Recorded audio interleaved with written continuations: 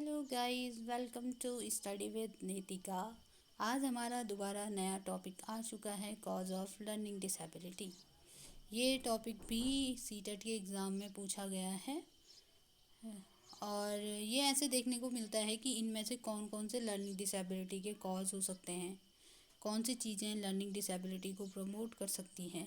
तो इस तरीके से ये क्वेश्चन पूछा जाता है और चलो शुरू करते हैं। Cause of learning disability. No one is exactly sure what causes learning disability, but according to researcher, learning disability may have the following reasons. ठीक है, जैसे कि हम लोग भी अक्सर ये बात पे कंफ्यूज हो जाते हैं कि किस चीज़ को हम लर्निंग डिसेबिलिटी कहें, किसको ना कहें। ठीक है, बहुत बार ऐसा होता है कि बच्चा पहले तो ठीक था लेकिन उसे कोई डिजीज़ हो गया, इन्वायरमेंटल इफ़ेक्ट के कारण, इन वजह से वो लर्निंग डिसेबिलिटी की चपेट में आ जाते हैं, यानी कि उसको लर्निंग डिसेबिलिटी हो जाती है।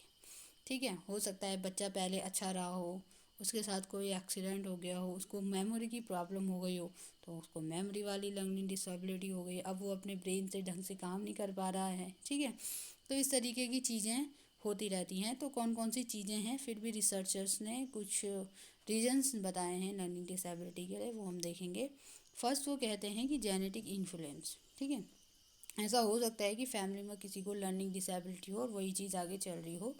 वो इस बात को हेरिडिटी को, ये तो अभी एक डिबेटिंग का पॉइंट है, डिबेट का पॉइंट है कि ये हेरिडिटी से इसका कोई लेना देना है कि इनहेरिटेड है या नहीं है इस चीज़ का। लेकिन रिसर्चर्स कहते हैं कि ये ऐसे हो सकता है कि जैसे हमारा फैमिली मेकअप हो, यानी कि जैसे हमारा फैमिली बैकग्राउंड में जो जो चीज़ें चल रही हैं, फैमिली को देखते हुए बच्चा सीखता है। तो उस हिसाब से हो सकता है कि जो फैमिली मेकअप है वो इन्फ्लुएंस करता है बच्चे की लर्निंग एबिलिटी को, जिस और डिसेबिलिटी को प्रमोट करता है अगर उसकी फैमिली में पहले से है तो। ठीक है, दूसरा है ब्रेन डेवलपमेंट। ठीक है, तो ये अक्सर हो सकता है अगर किसी का जब बर्थ के टाइम पे लो बर्थ वेट होता है या फिर ऑक्सीजन की कमी हो जाती है, प्री मेच्योर बर्थ हो जाता है, तो इस तरीके की लर्निंग डिसेबिलिटी बच्चे के अंदर देखने को मिलती है।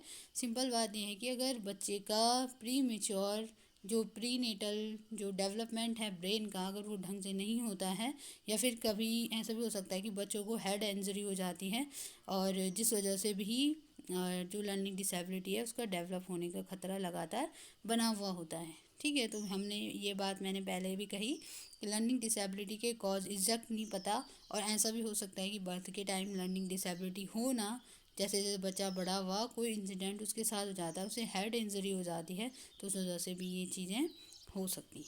ठीक है, थर्ड है इन्वायरमेंटल इम्पैक्ट। जैसे शुरुआत में बताया था कि बच्चे बहुत सस्पेक्टिबल होते हैं इन्वायरमेंट के प्रति। ठीक है, इन्वायरमेंटल टॉक्सिन का मतलब यहाँ पर क्या होता है कि जैसे घरों में बहुत सारे जो अप्लाइंसेस होते हैं, बहुत सारी चीज़ें जो हम यूज कर रहे हैं और आजकल के टाइम में खासकर मिलावटी होते हैं, उनके अंदर कुछ टॉक्सिक मेटल्स वगैरह की वो चीज़ें बनी होती हैं। जैसे आप प्लास्टिक के पाइप वगैरह ही ले लो या कुछ भी ले लो, तो जो भी चीज़ें बच्चे ग्रहण करते हैं, बच्चे लेते हैं, उनका इफ़ेक्ट उनके ब्रेन पर पड़ता है। ठीक है, अब इन्वामेंटल इम्पैक्ट में ये भी हो सकता है कि अगर कोई प्रेग्नेंट लेडी है, वो उस टाइम पर कोई ढंग की चीज़ नहीं खा रही है, यानी कि वो किसी पॉइजनस चीज़ को ले रही हैं, जैसे टॉक्सिक मेटल्स वगैरह होते हैं जो वहीं जमा हो जाते हैं, तो बच्चे को भी कहीं ना कहीं उसका इफ़ेक्ट पड़ता है और उससे भी लर्निंग डिसेबिलिटी आती है, ऐसा रिसर्चर्स का कहना है। ठीक है, आपने ये बात सुनी भी होगी कि जो लर्न होता है वो क्या करता है, लर्निंग डिसेबिलिटी को प्रमोट करने में कंट्रीब्यूट करता है, माइंड का डेवलपमेंट नहीं होने देता है।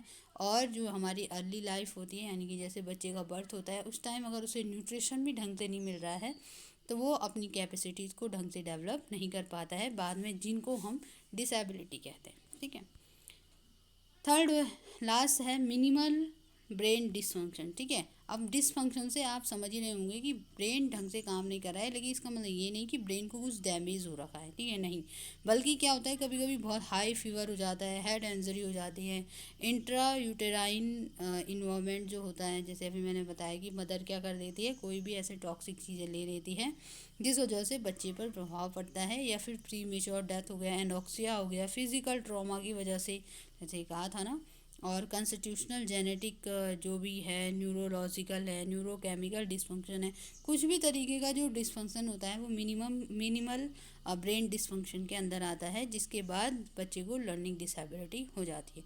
तो ये कुछ रीजंस हैं लर्निंग डिसेबिलिटी के। तो अगर आपके सामने ऐसा कोई क्वेश्चन आता है तो आप इन सब मेथड को एलिमिनेट करके जो अप्रोप्रिएट लगे आप उसका यूज़ कर सकते हैं। ठीक है, तो आगे हम ऐसे ही चीज़ें पढ़ते रहेंगे।